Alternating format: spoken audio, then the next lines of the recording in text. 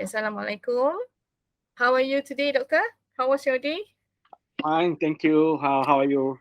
I'm fine, Alhamdulillah. So would you like to go through on the question first before we start, or we just start the session? I think we just proceed with the question, and All then right. I will ask every single question one by Uh, one. All right. okay. Okay, good afternoon to you, Dr. Iran Mahzi bin Ismail from University Science Malaysia. Thank you for being able to allocate your time for this interview session and also your willingness to be part of this research interview. So before we start, let me brief you on what is this research is all about. So number one, this project is proposed to find a solution on the issue of lack of digital competency among TVET teachers, managers, and administrators. So basically, UNESCO Univoc is partnering with Faculty of Technical and Vocational Education UTHM to support UTHM and partnering centers to develop and improve digital competency among their TVET teachers, managers, and admin by adopting available digital competency framework for TVET and training structure for digital competency implementation. So this framework will guide the institution to assess their level of digital competency among staff, while the training structure will provide materials in the form of digital OER from which the wider Univoc network can draw from. So this project will benefit many groups in Tibet sector, which includes policymakers, governments, Tibet institutions, Tibet staff, and Tibet teachers. So now can we start, Doctor, with the question?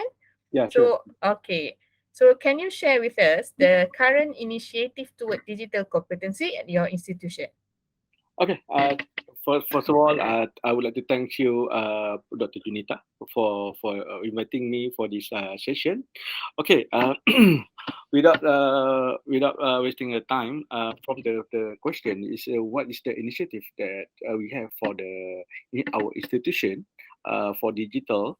This is the first what I can share what we have the initiative in my institution is we have a such as a MOOC or micro credential or ODL initiative. That is, they will give incentive to the staff.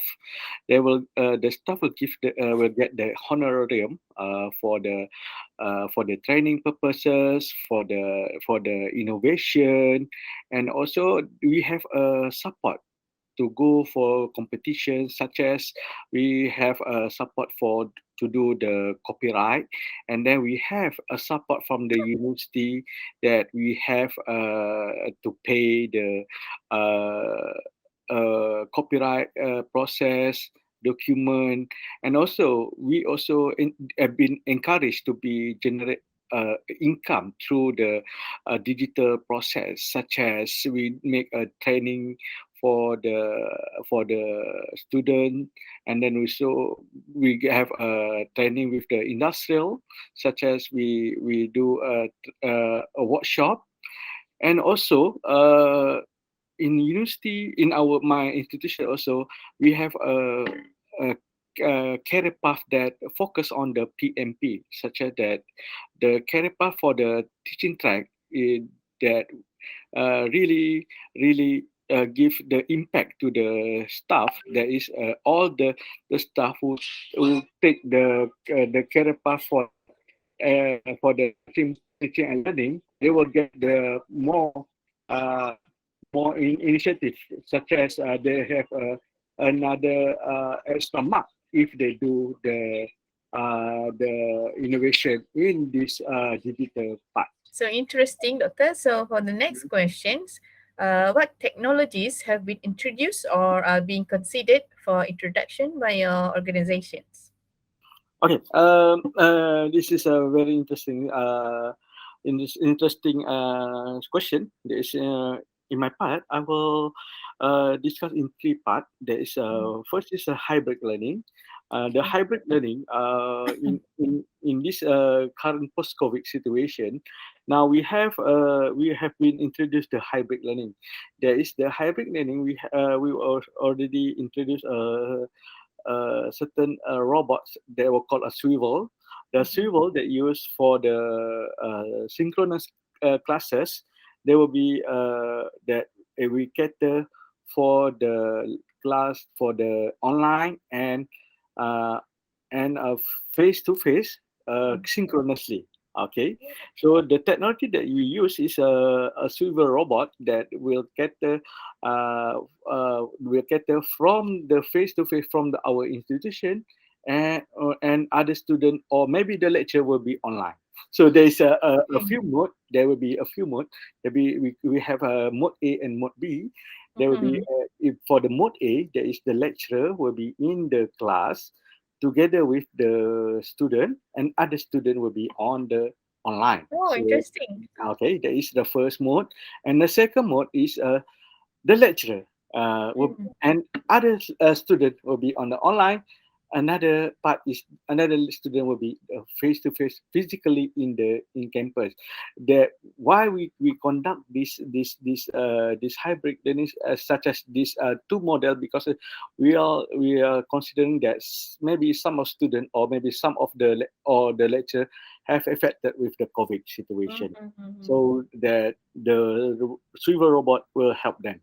So this is the first technology that will already introduced in my institution. There is a hybrid learning, mhm, and meanwhile for now it's very famous. This is ODL, open distance learning mhm, purposes. That now on open distance learning purposes, we have to develop a SIM and LMS for ODL student.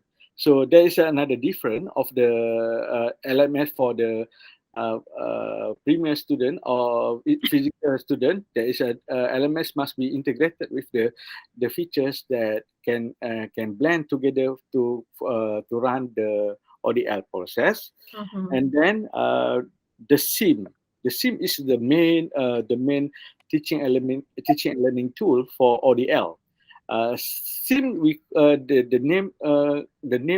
the full name for the SIM is instructional material. Okay, SIM is the way the ODL student will use that material for their learning process. They will include all the components such as the delivery, activity, and also the assessment for the ODL student.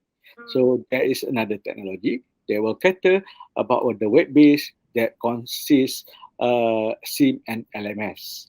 Okay, another technology that's really important in the institution that have been introduced to us for our institution is the online tool for collaboration and active learning.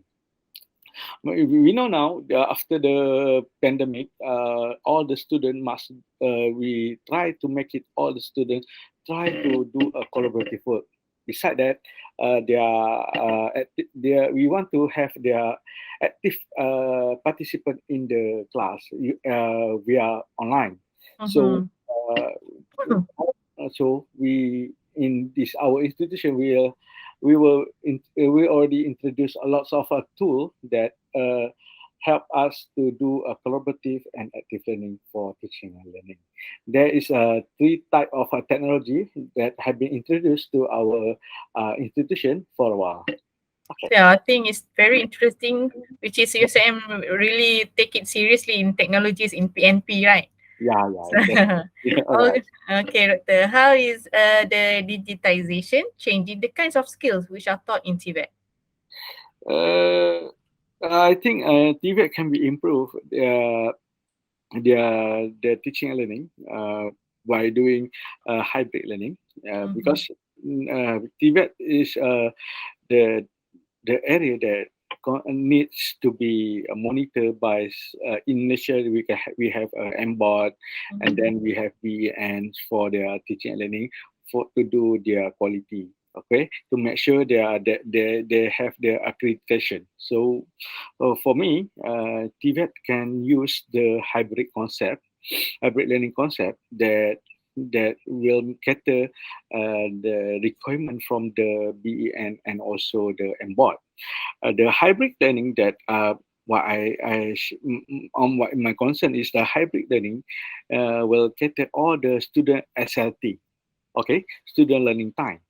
for example, if the student not managed to come to the lab or Mhm. not managed to come to the workshop or something else, they can do what we call a collaborative work, a real time. Okay, the real time collaborative work, and then maybe some of student they will make a collaborative work and also combine with active learning. Maybe they will have a group from one maybe the member of the group maybe in the workshop, another one maybe the online. So maybe they will team together to do the task that given by the lecturers. So they can manage to do the workshop, lab shift, something like that through the hybrid learning. So I believe by doing this thing, they will they will meet the requirement from the M board and also from the BN and also MQA. So I believe there is no handicap for the TVET to run the hybrid learning and also what we call the online learning, something like that. So I think they will improve the TVET teaching and learning and will help improve TVET can be learned anywhere and anytime. Yeah, yeah, All right. I agree with that. All So, right. could you share some examples of new forms of management in Tibet made possible by digitization? All right. For me, the new norm of digitalization is did not give any disadvantage for the Tibet because Mm, there's nothing to worry about the quality of the student if we want to run a Tibet online for Tibet because we are focusing the online just for the delivery process, mm, such as we have the video, whether we do a recording such as WebEx, or we can have a Google Meets yeah. or Zoom, Mm, uh, synchronous or asynchronous. That is yeah. for the delivery. Meanwhile, for the activity, we just do some activity. We also can manage their learning activity. Maybe we have a form, such as we have to use a Google form, a synchronous, such as worksheet, something like that, that can mean to help the student to do their what we call the learning process synchronously. Mm, Maybe some such as I will discuss from the the question number two just now, yeah. and then the process also the assessment also we can make whether we try to find out their competency or maybe we can see their cognitive effective on psychomotor. We'll just based on the rubric, maybe we have to find out the best and a suitable rubric that can be used to assess the student. Because all the maybe because we have a two type of rubric that's really significant to be used on the teaching and learning process that we call the holistic and analytic rubric. So I Holistic think and? and holistic and analytic Oh, rubric. okay. Oh, Okay, okay. there is different purposes of this rubric. So I Mm, think if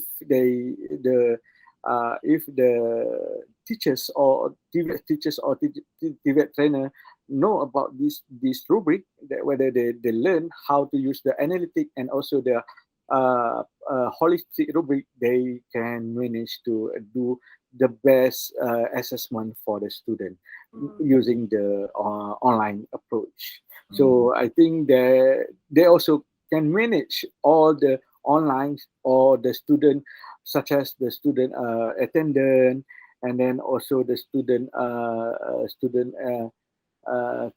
portfolio, and also their student what we call maybe the student need any help they can manage through the online beside mm, on the face to face they just need to find out the lecture physically. So I yeah. think that's really important to use This the is not more yeah practical, right? practical. Yeah. Okay. So, can you provide examples of specific technologies in teaching and learning which are changing the way teachers teach? All right.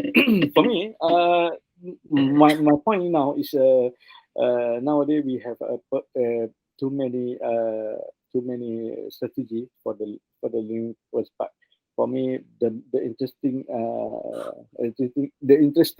method that I would like to share and discuss for today. I think there is a hybrid learning that Mm-hmm. we discussed just now, that they will need to run asynchronously. So for the teaching and learning that run synchronously, they will make sure all the students cater, the lecturer also cater the activity for the student, and then the student will be alert with the content, and then they can manage to ask the question, and then student able to be physical and online, and teacher can be both mode, and also the flexibility of this Yeah. hybrid learning will make sure all the student all the student able to can do cooperation work, and Mm-hmm. can do interaction among the student and also the teachers. So Mm-hmm.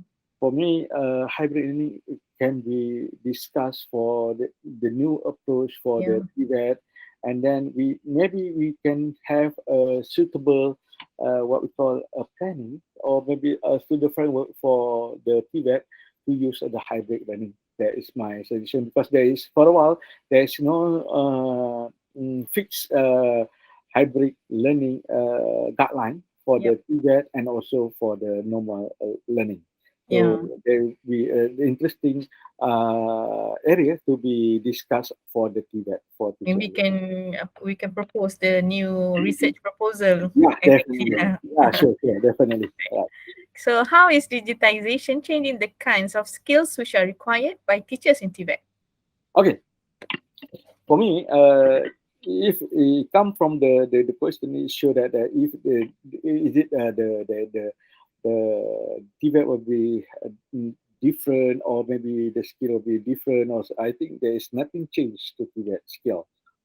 In fact, it will improve the delivery, activity, and also the assessment that focus on what doing online. Okay, Mm-hmm. side, it will be enhance the ICT skill among the Tibet practitioner that they need for the industrial and also for the workers environment in this new world after the pandemic situation. Yeah. I believe that if we try to make sure this digitalized run well, and we have the certain interest, the what we call the guideline that Mm-hmm. improve the digitalization for the Tibet practitioner, will help all the practitioner improve the ICT skill, and also we can follow the IR 4.0 revolution, industrial Mm-hmm. revolution, that's really need now for to cater such as that cyber security, really catches such as that what we call online learning, something like that will improve and value added for the students, something like that. All right. So for our last question, actually, you already answered all the final question, which is, as you said earlier, the digitization will open up the new pathway for obtaining TVET, in Yeah, particular via changes in mode of study, like you said, hybrid line. yeah, Okay, hybrid learning. duration of study, place or time of study. So, do you have any opinion, more opinion about this?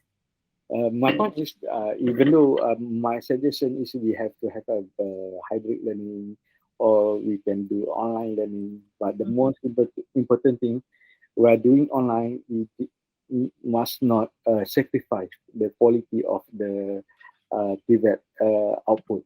For example, if even though we do what we call online, but please, we must to make sure all the students did not have handicap on their skills, such as Yeah. they still need to do what we call practical work, such as Mm-hmm. they need to go for the industrial training, or they need to do what we call such as WBL, or they Mm-hmm. need to go through the such as that our That initiative. procedure we cannot skip lah. Yeah, please do not do that just procedure, because they are, if we just we change the way of their delivery, Yeah. and then but please, on the learning process, please do not sacrifice the quality, because if you sacrifice the quality, you have the problem on the after the end of the training. They need to do reskilling and upskilling for the skill. So Yeah. there is that need to be considered in the, if we do the framework, or we want to do the guideline for the student, if we want to do for the utilize for do that. Mm. Okay. Yeah. All right. I think that's all for now. You have given me quite a lot of information through this session of interview. So I think to conclude, I think digital competency in Malaysia will be able to successfully transform into a digital driven, high income nation and a regional leader in the digital economy if all parties are involved in this thing, because it can inspire the enable to people to embrace digitization to improve their quality of life and set standard of living. So well again, thank you, Dr. Irwan, for your time All and right. also the sharing information that you shared today.